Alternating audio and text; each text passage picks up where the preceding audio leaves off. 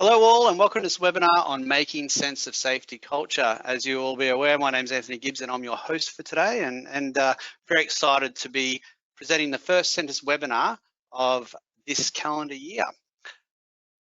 As you may be aware, the mission of Centis is to change the lives of individuals and organisations for the better every day. And we do that through the very types of concepts and ideas that we'll be talking about today, and that is helping organisations shift their safety culture.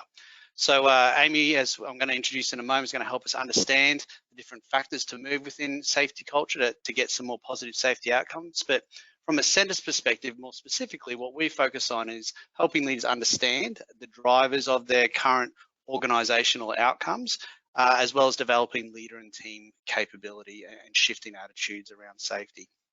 You can find out more about what we do and how we do it on our website and obviously through this webinar. The tool we'll be using to view this webinar is called GoToWebinar. You can see a picture of the control panel that you've probably got up on your screen right here. So I'll just give you a quick instruction about how things work. You can collapse and expand that control panel at any time using the orange arrow. You'll be muted throughout the webinar, all participants will be muted throughout the webinar. However, you've got the opportunity to send questions or comments throughout by typing them in the comments column, as you can see there. We do encourage you to put those comments in and make sure you hit send so that we can see them. The webinar will be recorded and will be sent out to everyone post the webinar, so you can watch it or send it around to other people that you think it may be of use to. And there's also a handout attached to this webinar as well. So you'll have access to the slides, but also this handy flip out which you can download now and take some notes on, or you can obviously download later on and sort of jot down some of your reflections on there. So some useful resources that I encourage you to use and share across your business. As I mentioned earlier, my name's Anthony Gibbs. I'm the CEO of Centis, and I've got a great passion for helping leaders and organisations help get their people home safe to their loved ones. Joining me today is Dr. Amy Hawkes. Now, for those of you who may not be familiar with Dr. Amy Hawkes, she is a new addition to our team. We're very excited to join her, her to join us as our head of psychology. So the major part of her remit is to help lead our assessments team, to make sure that we're providing fantastic insights to the organisations that we partner with, and to ensure that our day-to-day practice is up to date. This is not a new space for Amy. Amy's been in the field of organisational psychology for some time. She lectured at Griffith University for a number of years and most recently held the role of Program Director of Organisational Psychology before she came along and joined us, which we're very excited about. So without further ado, Dr. Amy, welcome and thanks for joining us. Yeah, thanks, Anne. I'm delighted to be here and chatting with everyone and answering questions today. So as you mentioned, the webinar's really about introducing the Centis approach to safety culture today, which may be familiar to some of our listeners, but may also be an opportunity to refresh and get some new ideas and new approaches. So when you registered for the webinar, you had the opportunity to submit your questions, and the aim for us is to go through and answer as many of those as we can through today. And if you'd like to submit additional questions, as Ant mentioned, there's an opportunity on that dashboard on the side of your screen. Type in your questions as you're listening, if anything comes to mind, and we'll have time at the end to go through those and answer as many as we can at the end as well. And really open for people sending me an email if you have a thought after the webinar too. Really happy to have a chat. Yep, so I'll hand back over to you. Great, thanks, Amy. And as Amy mentioned, we've already had some questions roll in that we haven't quite got to throughout the pre-recorded webinar. So we've got some of those to kick off with, but please keep those questions rolling in. So without further ado, I'm going to throw to past Amy and Anthony in just a moment, so you can join them on the discussion about safety culture and answering some of your questions. About 40 minutes, and then we'll come back live to answer any other questions that may have come up throughout. So please feel free to grab a cup of tea and a biscuit and enjoy.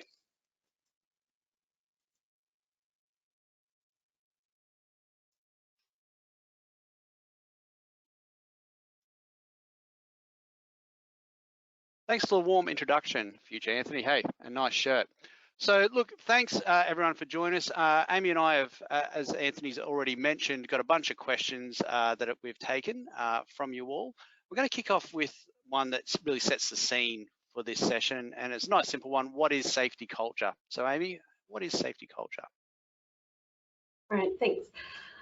I think when we start talking about safety culture or thinking about culture, we need to first think about what do we mean by safety. So what does it mean to your organization? What does it mean to you? Is it about no incidents? Is it about getting the right policies? Is it about the way of kind of connecting and looking after each other? Is it about getting home safely at the end of the day? How do you understand safety? And by understanding that, you can start to understand what safety culture is about for your organization. And it's a tricky thing to think about because it's something that you really only know when things break, when things stop working, when somebody gets injured, when something fails. But safety is more than that to me, and I think to everyone at Centres. It's more about the best way of doing things and the way of working safely together as a team so that we're making the right decisions so that these incidents and accidents don't happen. And that, if we go to the next slide, with the safety culture official definition from the literature, is about that shared attitudes, beliefs, values about safety. So it's the way things are done around here. And I think the really important part of this definition is that it's shared. So we may have our own sense of what safety culture is, but across your team, across your organization, what is the shared perception? So how do people kind of agree together on what's important and how they're going to work together, what decisions are appropriate, what behaviours are appropriate, what are those underlying assumptions that kind of guide our behaviour? And we know that as a group, groups are really powerful at influencing our behaviour, and they really can have a big influence over the choices that we make when you think that your group might react positively to you or react negatively to you. And the same thing happens around safety. So we have a sense of what's acceptable, and that has a big impact, I think.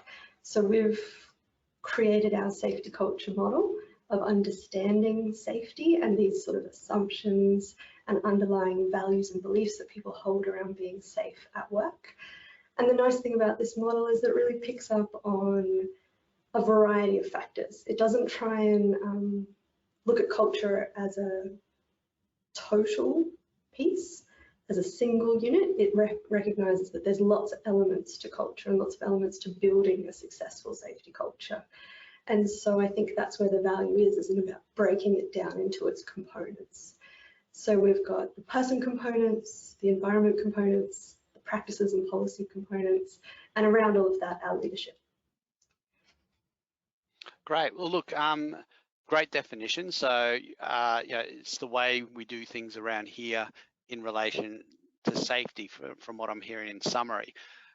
It really draws to an important point, which I know has been discussed in a number of different forums, and there's some literature around this, and it's been raised by some of the listeners here, Effie and Vinay and Claire. And to summarise their questions, what they're asking is, why do we have a safety culture as opposed to an overall organisational culture? So, yeah. Why focus on the two differently? What's the positive thing about, say, focusing on positive safety as opposed to overall organisational culture? Yeah, I think it's a really important question, and it's one that we get asked quite a bit. And understanding the difference and the overlap between the two is important, because we're not talking about two completely different things. When you talk about culture, safety culture, it's still the underlying shared attitudes, beliefs, assumptions that people carry with them through the workplace. Organizational culture is really broad, and because it's really broad, it becomes kind of difficult to work out where you're going to focus your attention. But by choosing an element of your culture, something that is important to you, and that's where I think choosing safety culture, it's got to be something driven from within the organisation as a value, and something that's important to think about and spend time talking about. And that then enables you to really understand the culture that exists in that space.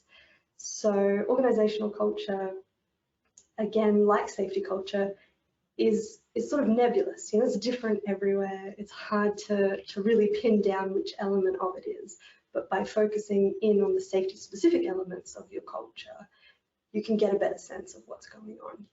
And what I think is really valuable there is that you practice your behaviors and you improve your processes and you improve your interactions in the safety space, but that doesn't stop there. That stuff transfers beyond. And so by having better communication around safety, you actually end up having better communication about other things as well. It's just an opportunity to practice it and improve it in a really targeted way. And that transfer across improves engagement, improves satisfaction, improves teamwork at the broad organizational culture level, versus choosing all culture as your starting point and hoping that it filters down to safety behaviors. And it's just, there's so many options and so many directions you can go at that really big level.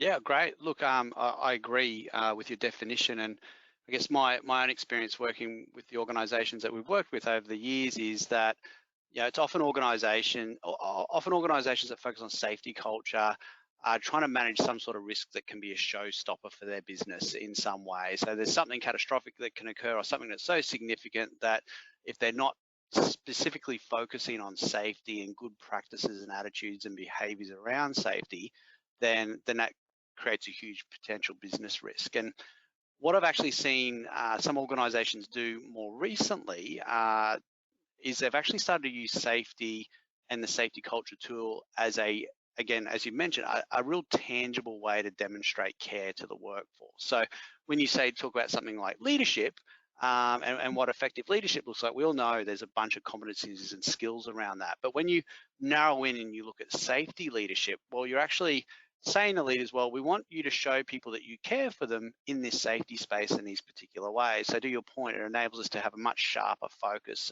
for those high risk types of industries. So thank you for that. So the next slide we've got here talks a bit more about safety culture, and it breaks down those 4 components a bit more. I've actually got a question here from Lee, and he asks, how do you keep safety culture going with changes in senior management, and then obviously the different approaches that they can bring? So I'd imagine for Lee, it might be a scenario where, you know, as with a number of organizations, you've got executives swapping out periodically, and, you know, different leaders with different backgrounds converging with their own opinions and approaches and ways of doing things. So for lack of a better term, how do you herd the cats and get everyone pointing in the one direction and keep that safety culture transformation going? Yeah, really good question again. I think that because we know leadership sits around everything, because we know that sort of those effective leadership behaviours are going to really guide and drive the rest of the culture in the organisation. Understanding when your senior managers have changed, understanding what they're bringing, what's important to them is going to be really, really essential. And embedding your safety culture for any new people that come in is going to help maintain your culture and improve your culture.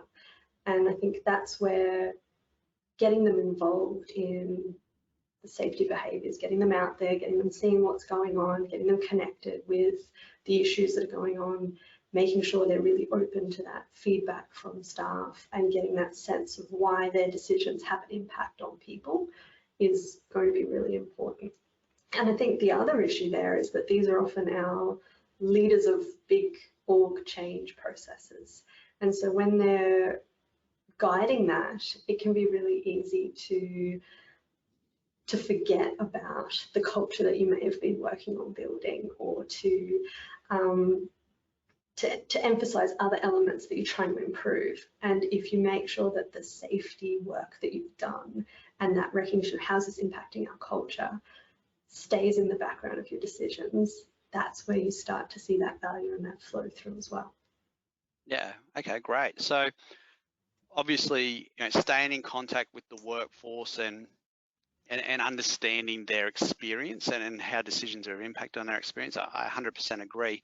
I think to build on that is that, you know, different leaders may be having different experiences across an organisation. So another tool that I've often seen used here, or I guess another challenge I've seen, firstly, in addressing ongoing safety culture change is alignment around, well, what's the problem to be solved? And often different leaders with different remits and different focuses will have really different competing priorities. So if we can help our senior leaders to be really clear on, well, what are the priorities and what's the benefits and costs of either addressing or not addressing those, then I think that also creates a real singular focus and something to align around. So yeah, definitely staying in touch and a clear problem to solve and an aligned approach are all really critical.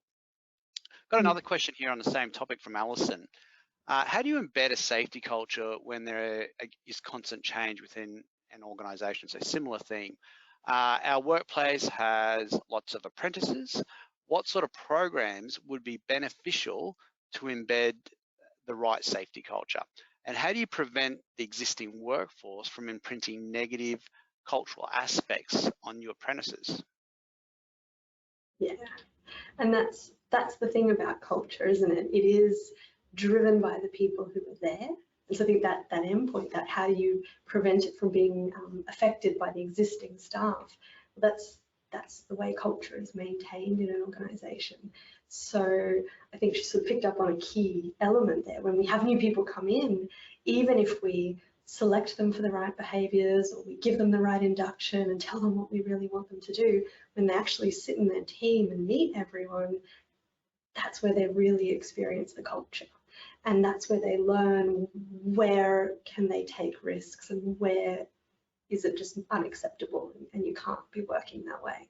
And so I think when you've got a lot of new apprentices coming in, you really want to make sure their first team experiences, the people that they're working with on an ongoing basis are following your safety procedures, your safety message, your safety vision, that they're looking after each other and that they see it as being really important that these new people coming in, that they have a role to play in guiding that safety culture, that looking after these new guys or girls is going to be really important for them as well, you know, that they're the ones who are influencing that. And so by giving them that sense of responsibility, that sense of care, that sense of purpose, that's going to help with that.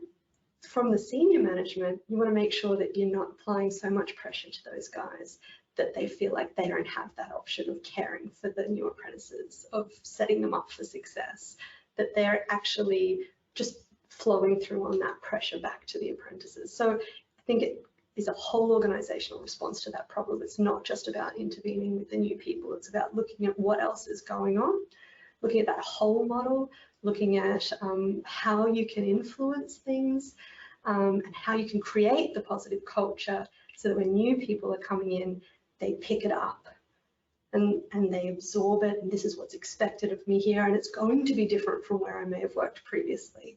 And that's where there's the real value, I think, in culture.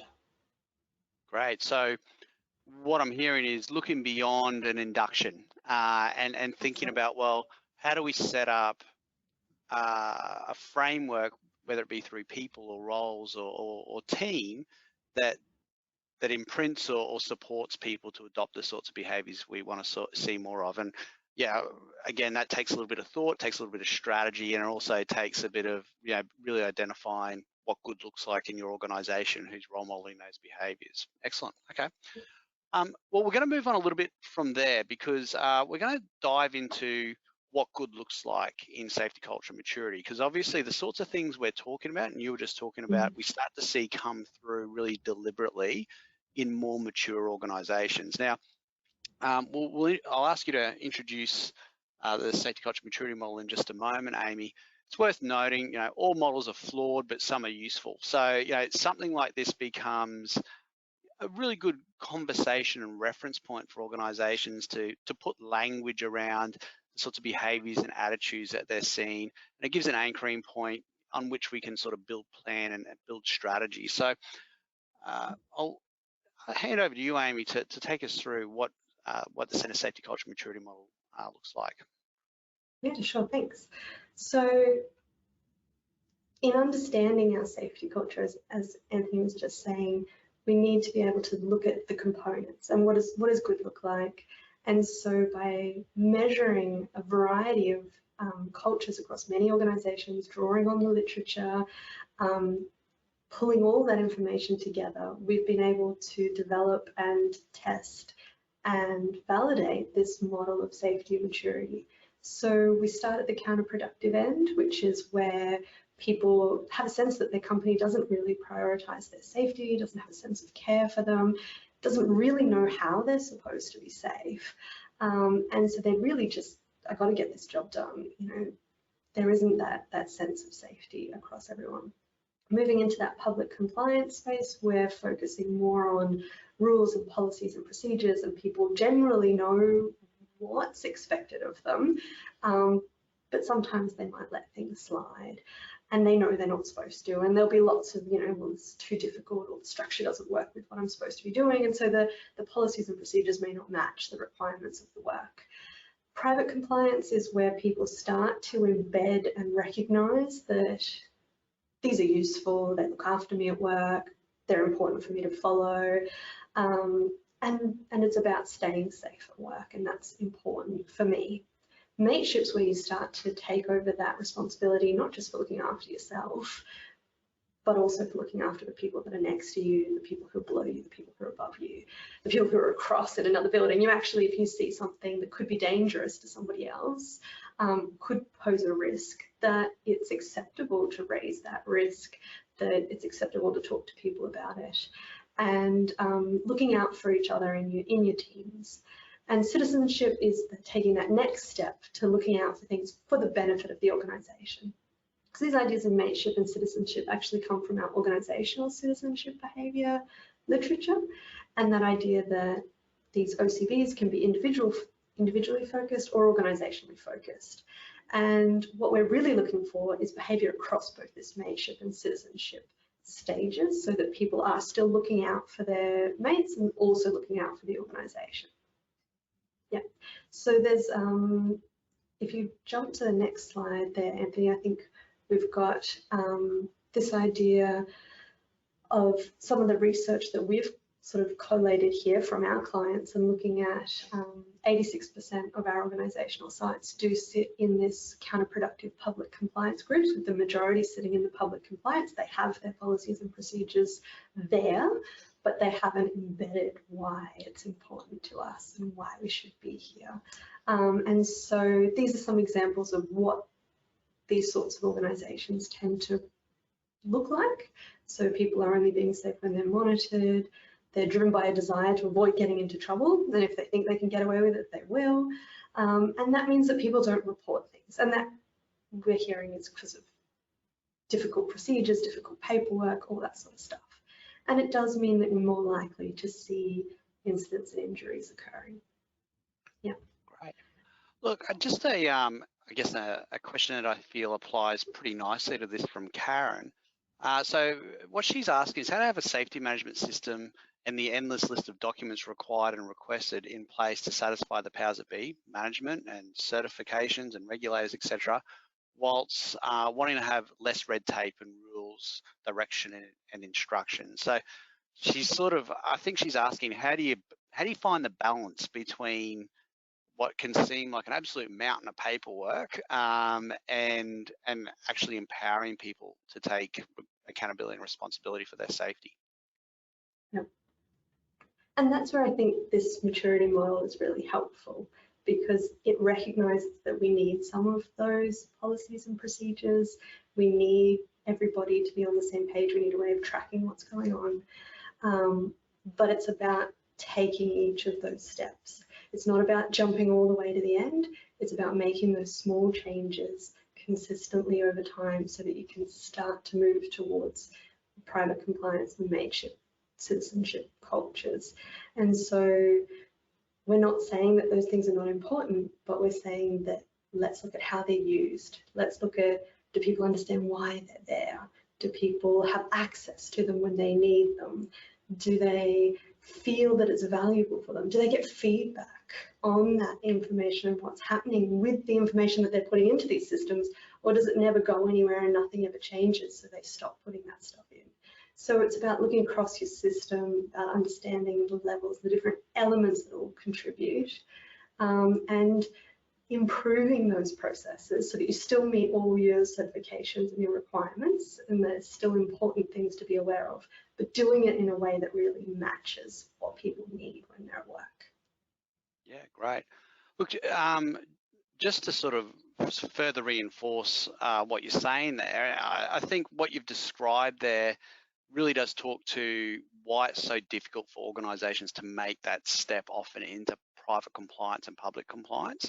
You know, getting the balance right. And I think in the counterproductive in the public compliance space, there's a transition in mindset required from both leaders and teams to both see the true value in safety and the processes around safety. I think in a lot of these instances, really the things that were described by Karen are seen by workers as a butt covering exercise by management, and possibly some managers see it as a butt covering exercise for management. You know, we've got to make sure that if we're covered, and as a result, we can see more paperwork piled on top of more paperwork piled on top of more paperwork, which creates that cynicism.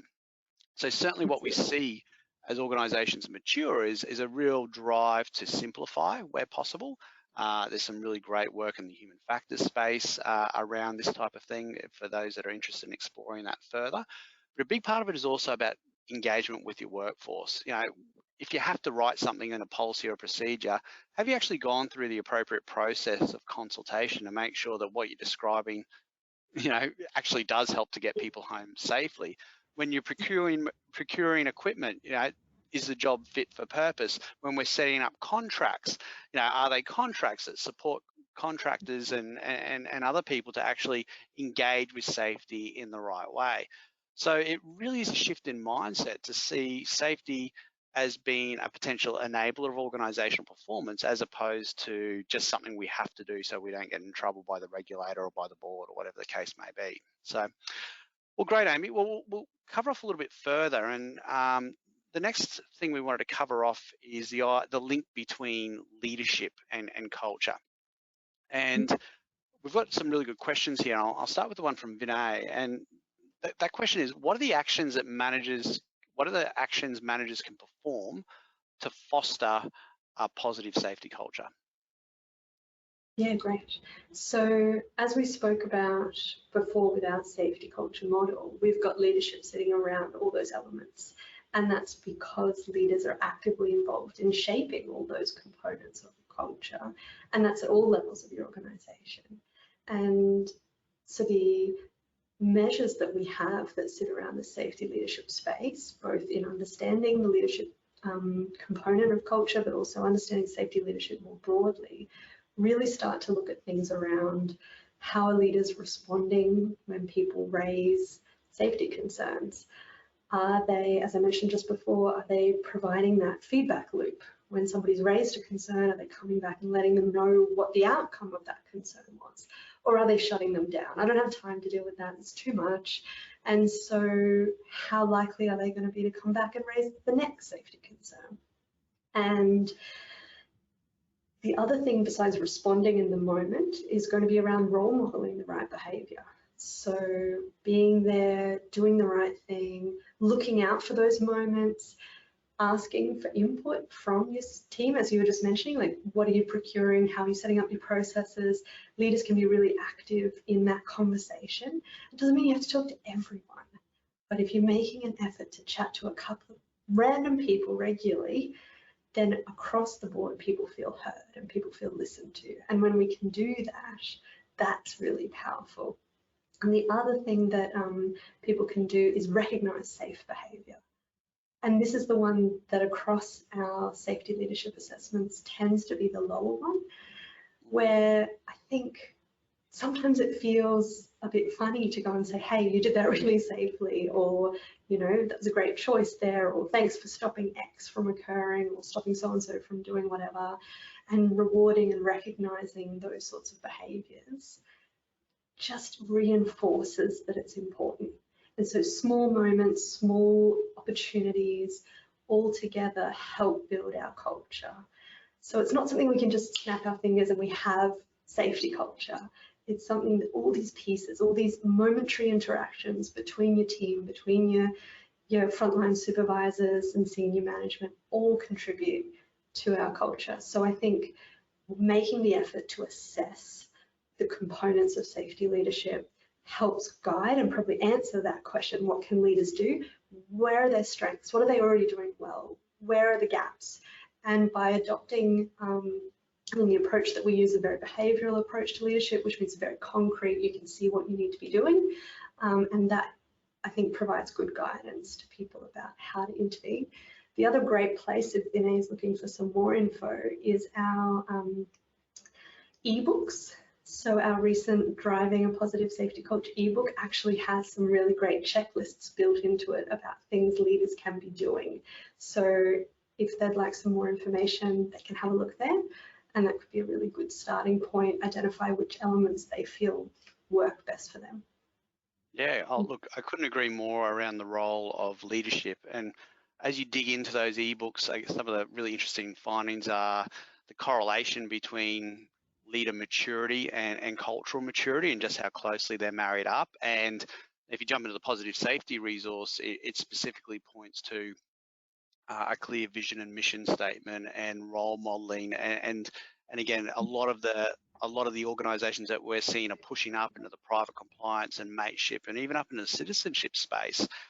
It's because leaders are taking them there. So this actually feeds nicely into another question from Gareth, because it's really something like people would argue that it's quite easy to be a leader when everything's going to plan, but it's often when things are going a little bit sideways, a little bit pear-shaped, that's where you see the true mettle of a leader. And it sounds like Gareth is facing his own set of tests at the moment. So his question is, working in a high-pressure environment for extended periods of time can be exhausting at the best of times. In the past 12 months, with the added complexity of COVID and now potential efficiency reviews, we are looking to do more with less. What are the key items to focus on in a dynamic environment while continuing to mature a safety culture? I'd imagine there's a few people in Gareth's boat. So Amy, what advice would you give to Gareth to tackle that? Yeah, hasn't COVID been shocking? I think you're right. There's been so much change over the last year, so much change in the way people are working and what's expected of them.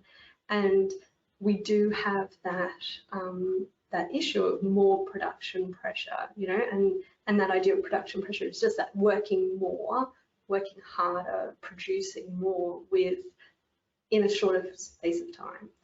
And so I think looking at managing that and keeping those messages going well, recognizing and supporting the team with the right processes and the right opportunities, and just being aware that when you feel under pressure, you're more likely to revert to perhaps less positive leadership behaviours. You're more likely to find a way to just dictate what's expected, or manage it through paperwork, or shoot out fast and furious emails and stuff, rather than improving the processes and understanding what's going on for people. How can we make things more efficient and still be safe in the way that we're doing them? Yeah, absolutely. So there can be a real tendency for those perhaps parental leadership styles, micromanagement, or dismissing things to come into play, and they can in fact inhibit your goals. So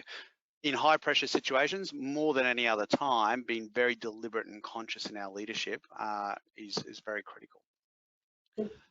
So we've covered a lot of information and ideas here today, and Paula has asked a question that probably is on the tip of a bunch of tongues out there, and the question is, where do we start? So if we want to mature our safety culture, how do we go about it? Great. So I think the most effective first point is to understand where you're starting from. Where are you now? Like I was mentioning before, what are your strengths? Where are your opportunities? And the best way to do that is to get in and understand what's going on specifically for your organisation. So collecting some data and getting ready there is a really good starting point. By getting some good data in, we can get a good plan going. And if you switch to next slide, thank you. We have 2 safety culture evaluation tools that we can use, and this looks across those 24 dimensions of safety that were put up in the model before around the person, practices, environment, and leadership elements. And what we can do is an on-site safety evaluation, which is a qualitative process. And if we look at the definition of culture as being really this underlying shared beliefs, values, assumptions that sort of drive the way we behave, the best way to do that is to get in and unpack situations with people, talk to people, ask them questions, get examples. And this provides that depth of insight that we need to really look at all these dimensions. And I think the value here is that we have a nuanced set of dimensions. We haven't just gone big picture, tell us about safety at work, and that's where we're going to end. We've gone into the detail of exactly what occurs in different situations. What are the elements around maintenance? What are the elements around hazard or emergency situations? What are the communication moments? And so, and not just communication, but within teams, between teams, with leaders, with senior leaders, like really pulling apart the detail there gives us the insights that we need to work out where the strengths are, to work out where you can make changes. The Safety Climate Survey is a fantastic set of questions, as a number of questions for each of these dimensions that help you get that snapshot of what's occurring for people in that moment. And that's what people are feeling. That's how people are behaving, what they think is occurring in their organisation. And pairing that with the in-depth focus groups and interviews, you get to understand why this score was where it was. So you get the detail and the richness of that information. So by understanding that, you might pick up, hey, people have a really good sense about practices, our policies, how to do things, but we have an issue around communication. And so rather than building in more policies, we can start looking at how we improve our communication. Or you might find there's elements that are missing in the workplace, things that are not being replaced or fixed, or enough access to things. And so that's an easy moment to go in and work out how you can give people the equipment that they need to be safe at work. So being able to target and drill down first step gives you the information that you need to get a good plan going. Yeah. Well, and look, this sort of refers back to some of the comments we made earlier on about having a leadership team that's agreed and aligned on what are the key areas of focus that we need to aim for right now. So by running some sort of diagnostic process, you're more able to drill down and say, all right, well, specifically we need to focus on here to try and get some different results within the organization. What we often unfortunately see is, it's not uncommon for organizations to run some sort of cultural climate, safety climate survey or diagnostic process, but all too often we find that it sits on the shelf. And unfortunately, as magical as these big reams of paper can be, they can't do a lot for you whilst they're collecting dust on the shelf. So really the next thing that really matters is once you've got the data, what you do with it. So what we, just to go through that really quickly, in order to do something meaningful with the data, we really recommend that you have pre-planned a committee of people who are going to take ownership for driving outcomes as a result of this particular document. Now, again, encourage you not to have this sit predominantly within HR or predominantly within safety. We instead want to spread of representation from across the organisation, including the operational functions, because it's often that's often where rubber hits the road.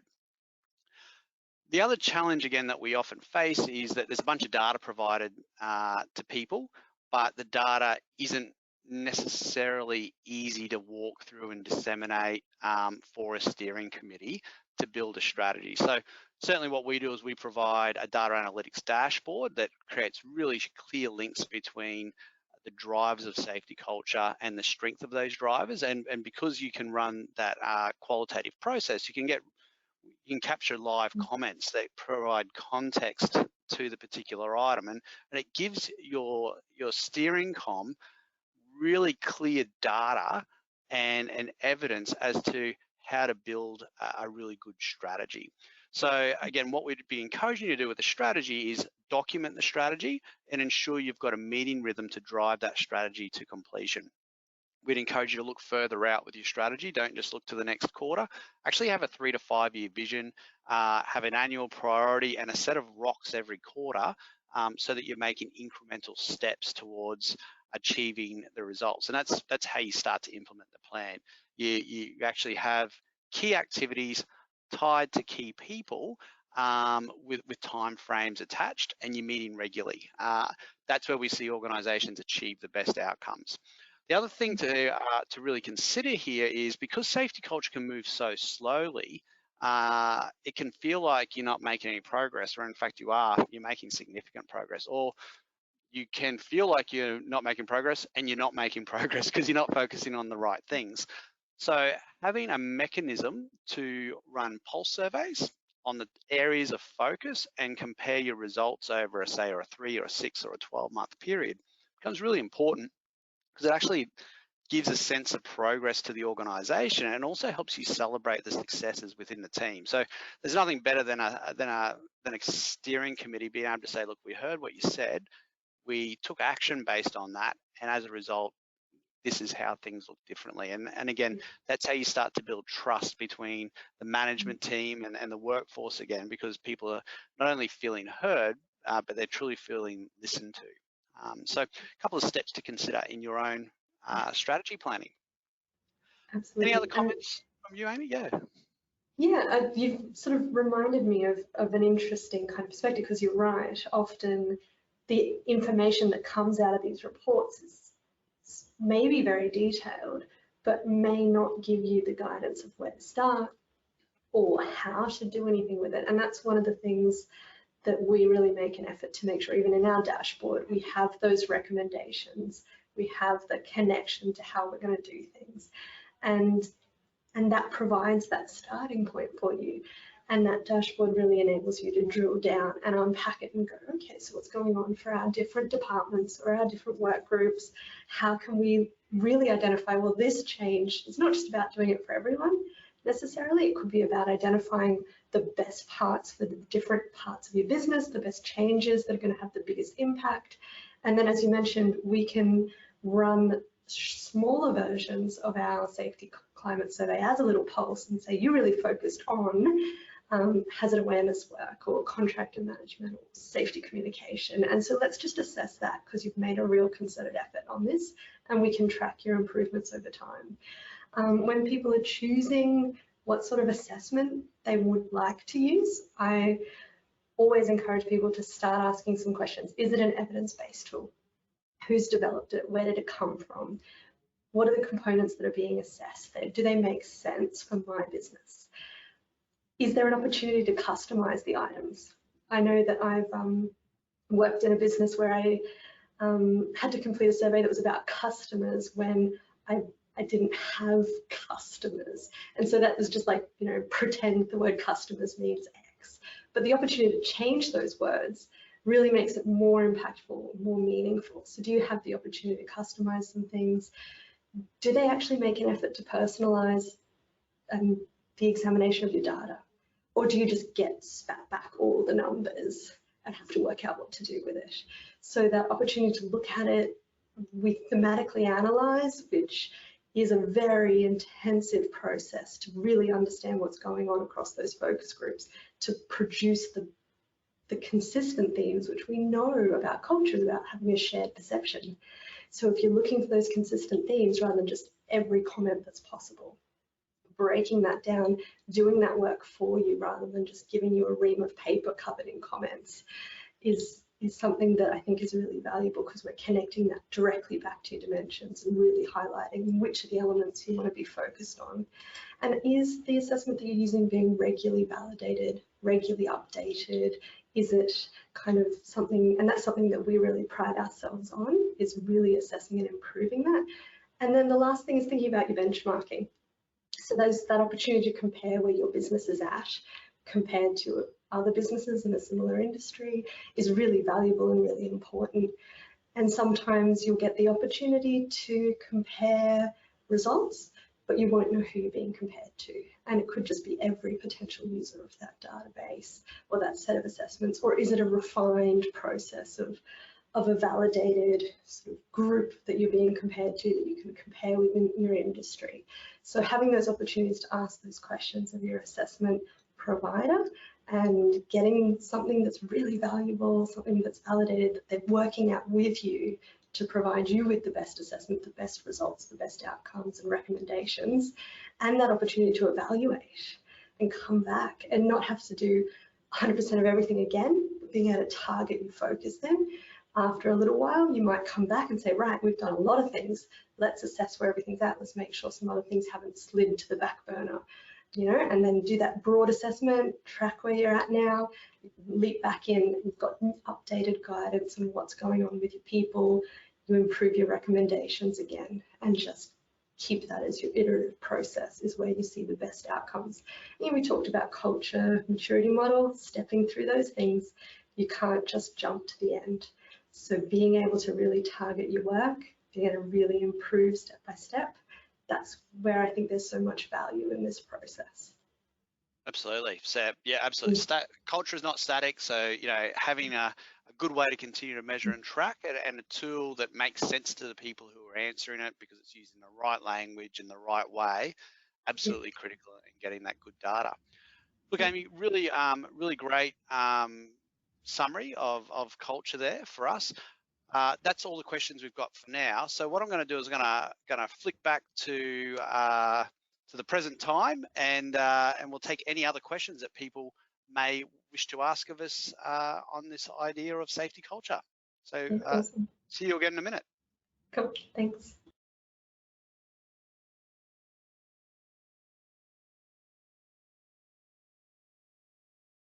Right, everyone, welcome back. Welcome back, Amy. We've hope you enjoyed that bit of a Q&A session. We've certainly had a lot of questions come through over the last 40 minutes or so. So what we will do is Amy and I will strive to answer as many of those questions as we possibly can. If not, if we don't get to your question for whatever reason, we'll commit to you to giving you a response that will go out to everyone via email communication later on. So we'll launch straight in without further ado. So I think this next question is a really useful one that a number of organizations are struggling with, Amy, and it's from Kevin. So what Kevin asks has sort of stated is, we started a behavioral safety team and we're having trouble getting engagement. The team see it as more work. I need team building exercises that can get more engagement and structure. Thanks, Anthony. Can I probably start by saying that it's worth thinking about, well, what's going on for the team? Why may they not be engaged? You know, do they already know each other? Do they have a sense of why they're working together? Do they have a connection to their purpose and their vision? Really spending the time to get clear on the roles and responsibilities of that behavioral safety team, connecting in with that vision, getting sort of actionable steps they can take, and potentially giving them the information they need to get those plans right is probably the quick snapshot I would give to Kevin on that one. Great, thanks, Amy. To build on that a little bit more, Jenny asked, looking for any insights into moving from safety one, reactive negative bias, to HSE mindsets across an organization to safety two, proactive, celebrating, learning from the hundreds of things that go right. Yeah, brilliant question. And this is one of the things we spent so much time focusing on, you know, what's going wrong, where are the incidents and all of that, and that this really establishes the culture when that's what you're focusing on. And so making that effort that Jenny's asking about to move towards celebrating those hundreds of times things go right is a really nice thing to work on, but culture change is slow. And so you're going to have to stick with it, and it's not going to be something you can flick the switch on. You're going to see it, and what I would recommend is communicate why it's important to your people. Think about how your training might need to be shifted slightly, how your processes could shift or your procedures could shift. Where can you recognize and reward those times when things have gone right? And also watching out for those times where people are sliding back into those perhaps behaviours and attitudes or comments or conversations that don't fit your new perspective and your new vision of way of working safely together. Great. I'm going to jump to a question that Benny has asked, which is how do we move away from measuring total recordable injuries? And I think if I could jump in on this one, I think it actually speaks a little bit to the point or the question that Jenny's asked about moving from a safety 1 to a safety 2 perspective. Again, I don't know, Benny, whether organisations are ever going to get away from recording total recordable injuries because there's direct costs and organisational risk attached to those that often come from the board or the highest levels of the organisation. But I certainly think that focusing on that at an organisation or an operational level has some real implications for what Jenny's trying to achieve. So if the major communication and the major focus within an organisation is the avoidance of injuries and simply tracking and measuring that, then that's what we get from our people. So I think there's a whole field of thinking. I love the book called The 4 Disciplines of Execution, which basically says that for any output there's a series of inputs. So as opposed to encouraging your people or telling your people don't do something, don't get hurt, don't get injured, focusing on the avoidance or the absence of something, what we'd be challenging organizations to think about is what are the things that if more people did them would maximize the likelihood of avoiding an incident or an injury. And there's a whole webinar coming up that we'll be running on this topic, but again, it'd be looking at those positive leadership and team-like behaviors and looking to positively reward and recognize those, as opposed to putting incentives or having incentives that are primarily based upon total recordable injuries. Amy, anything to add to that from your end? No, I think that's a great answer. Great. Yeah. We've got another one here from James. What influence does creating a positive safety culture have on the more process-driven and technical side of safety, the hardwire side, the design of systems and processes? Yeah. So I think sometimes it's easy to separate the things you can see, the hardware side, the systems and the technical stuff, from the sort of softer cultural, assumptions, norms, behaviors sort of stuff. But really they're quite closely connected. And so by improving your safety culture, you will see changes in the way decisions are made around hardware, maintenance, purchasing, what equipment do we need, what else is not working well for us. You have more open communication, which means you pick up on problems earlier. Improved training is more likely to transfer into the use of those better systems and processes when positive safety culture is present. And we know that if people have better attitudes towards safety, they're more likely to use the systems and the processes that you've made the effort to put into place, the right hardware side of things. So I think that they do go hand in hand really well. Yep. Great, Amy. Look, I think we've got time for one more question. And as I said, the questions that we haven't quite gotten a chance to respond to, we will respond to and get back to you on. I want to throw this question from Greg. Greg asks, who within the organisation sets the strongest standards for safety culture? Is it the organisation's leaders? Question mark. Yep, so absolutely. Senior leaders are a central piece of this puzzle and really set the tone or the structure for what culture is going to hang off, what's rewarded, what's recognised, what's encouraged, what's potentially ignored and allowed to slide when it shouldn't be. So that approach to safety then cascades through the organisation. And so you'll see that it's equally, people pick up those messages, pick up that culture from the people above them, and then they put it into place in their teams. So it does move throughout the organisation, sharing the responsibility for safety and sharing that information and communication is also going to be a key part of that, and encouraging that two-way communication process is a really important part for the leaders as well. Absolutely. Look, just again, to build on that, Amy, as well as senior leaders, I think boards can have a real role to play in setting and driving that culture. And certainly some of the engagements and some of the conversations I've had with boards recently have been really interesting, where you've got really progressive boards that are challenging the CEO and the executive team to look at lead indicators, to look at more positive ways to drive and measure safety. But you still do get a certain proportion of board members who haven't been probably brought along on the safety journey like a lot of us, and still ask the question, who's responsible, who's accountable, and what punishment are they going to face as a result of this? So that's another webinar for later in the year. So we'll keep you posted on that conversation with boards.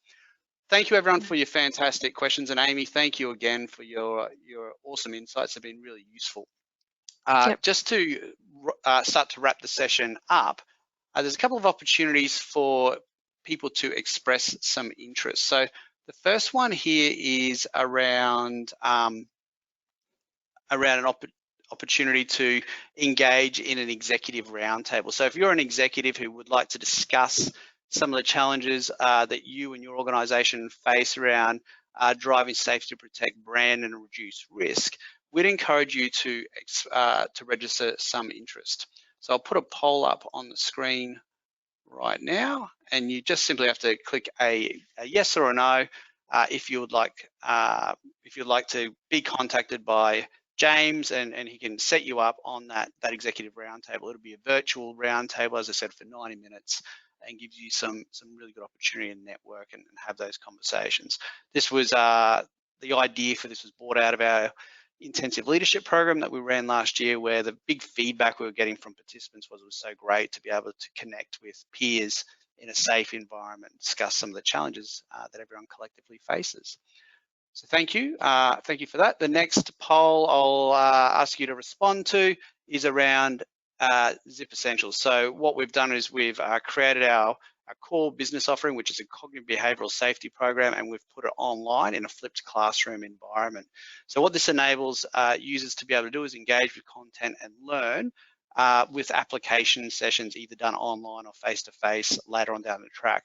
The benefits are you can roll out training in your organisation at your own pace with reduced operational impact and cost, and you can have some indication of learning retention through the assessments and tools that we put throughout that particular product. So if you're interested in a free trial of that, please express your interest. And again, James will get in contact with you. Finally, we have another webinar coming up soon. We're very excited to have a couple of guest presenters joining us for this. So it's the state of safety culture in utilities. So what we've been able to do is we've taken data from 10 organisations across the utility sector that we've worked with recently. We've consolidated that information to provide some useful industry benchmarking. So what we're able to highlight through this is key pain points and key takeaways to consider if you're a leader within this particular sector. And we've got a couple of industry leaders joining us to give us their industry perspective. So stay tuned for that special announcement as to who will be our co-presenters for that particular webinar. Finally, again, thank you for joining us. If you have any questions or you'd like any further clarity, feel free to hit Amy or I up on LinkedIn or via our email accounts. They'll be sent around in the email communication at a later date. And as I said, we'll be getting back to everyone with questions soon. So again, thank you. It's been awesome to see you all, and thank you, Amy, for your time. Yep, thank you, everyone. Hope it was wonderful. It was wonderful for me to chat with you all, so really excited to be here. All right, thanks. All right, take care, everyone. Bye. Bye.